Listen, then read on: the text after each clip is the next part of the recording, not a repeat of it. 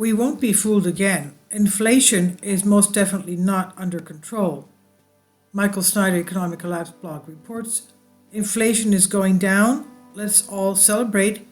We all knew that when the Federal Reserve began aggressively hiking interest rates, it would have an impact on inflation. Higher rates have caused a new housing crash, they have crushed the tech industry, and they have sparked the biggest wave of layoffs that we have seen since the Great Recession.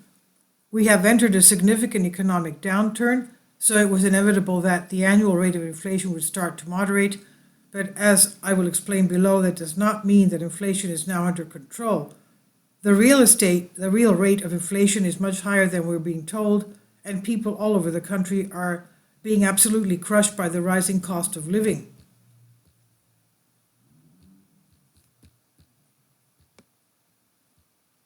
Let's start with the good news first. According to the Labor Department, the annual rate of inflation is rising at the slowest pace since October 2021. Consumer prices increased 6.5% from a year earlier, down from 7.1% in November, and a 40-year high of 9.1% in June, according to the Labor Department's Consumer Price Index, a measurement of what people pay for goods and services which Labor released on Thursday. The rise last month marks the slowest annual gain since October 2021 and matches economists' estimates. Okay, but Fox Business has just reminded us that the annual rate of inflation remains about 3 times higher than the pre-pandemic average. Still, inflation remains about 3 times higher than the pre-pandemic average, underscoring the persistent financial burden placed on millions of Americans of U.S. households by high prices. So we're still definitely in a high inflation environment. But let's dig deeper. Most Americans don't realize that the way that the inflation rate is calculated has literally been changed more than 24 times since 1980. And every time it has been changed, the goal has been to make inflation appear to be lower than it actually is.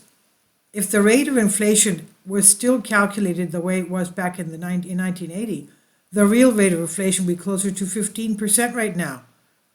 That would be comparable to the peak inflation that we witnessed during the Jimmy Carter era. So don't let anyone try to convince you that inflation is low or under control or anything like that. The main reason why the rate of inflation moderated somewhat during the month of December is because energy prices have been falling. Americans saw some real reprieve last month in the form of lower energy costs, which fell 6.1% in December. Gas prices dropped 12.5% over the month, the biggest contributor to the overall headline decline in inflation in December. That's great news, but it is really being projected that gas prices will rise significantly later this year. And once war in the Middle East erupts, gas prices will go to heights that most people never even dreamed was possible. Meanwhile, services inflation has just spiked to a level that we have not seen in decades. The cost of living has become extremely oppressive, and American people are becoming increasingly frustrated by this. I would like to share a video that illustrates what I'm talking about. The woman in the video doesn't understand all the numbers that I just shared in the article.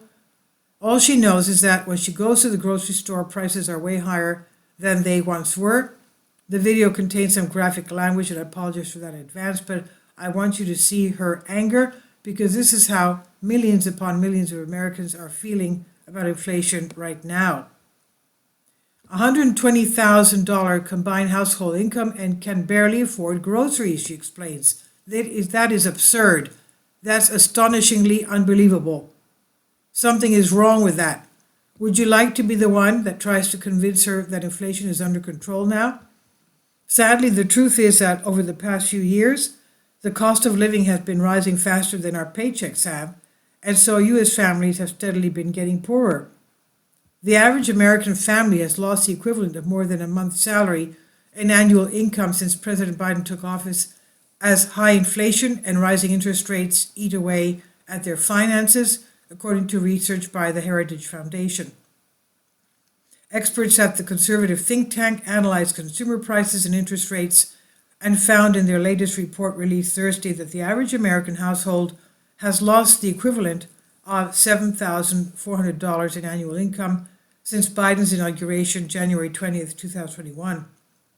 The income loss represents an increase of $200 from September, when the think tank's research found a $7,200 decline in annual income for the average American household dating back to the start of Biden's term.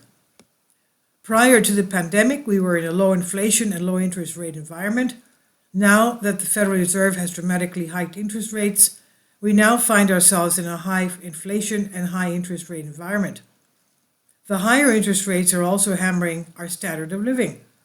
While their elected representatives in D.C. struggle to pay the nation's bills, Americans are facing a similar challenge as their household budgets are stretched thin due to inflation and higher borrowing costs.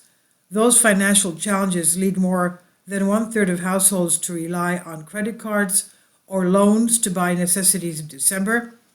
Average credit card interest rates reached a record high of 19.14% APR compared to a bankrate.com database. Americans are increasingly relying on credit cards to make it from paycheck to paycheck, resulting in higher levels of indebtedness. Rising credit card balances in an era of rising interest rates is a path to insolvency, Antonio told Fox Business. The average interest rate on credit cards is now around 20%, while half of Americans can't pay off their credit cards each month, and balances are growing at a 16% annual rate. They're growing at a 16% annual rate. We're getting hit from both ends. We have to pay more to buy the things that we need, and we have to pay higher interest rates when we borrow money to pay for those things. The Federal Reserve has lost control, and we're careening towards the sort of historic economic crisis that I've been warning about for years. But those that are under the spell of the corporate media will continue to assume that everything is fine and that our leaders have a plan to get us out of this mess. I truly wish that was true. Unfortunately, the short-term economic outlook is extremely dismal, and prominent voices all over Wall Street are warning that 2023 will be a really rough year. It's finally here. Michael's new book entitled End Times is now available in paperback and for the Kindle on Amazon. About the author, he says, my name is Michael Snyder. My brand new book entitled End Times is now available on Amazon. In addition to my new book, I've written 6 other books that are available on Amazon, including 7 Years Apocalypse, Lost Prophecies of the Future of America, The Beginning of the End, and Living a Life That Really Matters, commissions earned. When you purchase any of these books, you help to support the work that I'm doing, and one way that you can really help is by sending copies as gifts to families and friends. Time is short, and I need help getting these warnings into the hands of as many people as possible. I've published thousands of articles on the Economic Collapse blog, End of the American Dream, and The Most Important News, and the articles that I publish on those sites are republished on dozens of other prominent websites all over the globe. I always freely and happily allow others to republish my articles on their own websites, but I also ask that they include this about the author section with each article. The material contained in this article is for general information purposes only, and readers should consult licensed professionals before making any legal, business, financial, or health decisions. I encourage you to follow me on social media on Facebook and Twitter, and any way that you can share these articles with others is definitely a great help. These are such troubled times and people need hope. John 3:16 tells us about the hope that God has given us through Jesus Christ. For God so loved the world that he gave his only begotten Son, that whosoever believeth in him should not perish but have everlasting life. If you have not already done so, I strongly suggest that you invite Jesus Christ to be your Lord and Savior today. This is on the Economic Collapse blog by Michael Snyder. Please leave your comments, and thank you for your support. Kindly support my Patreon account. The daily posts are 5 videos daily, and they are totally different from what I have on my YouTube channel. Thank you so much for your support and that you find all my content so interesting. You'll find the Patreon account details in the description box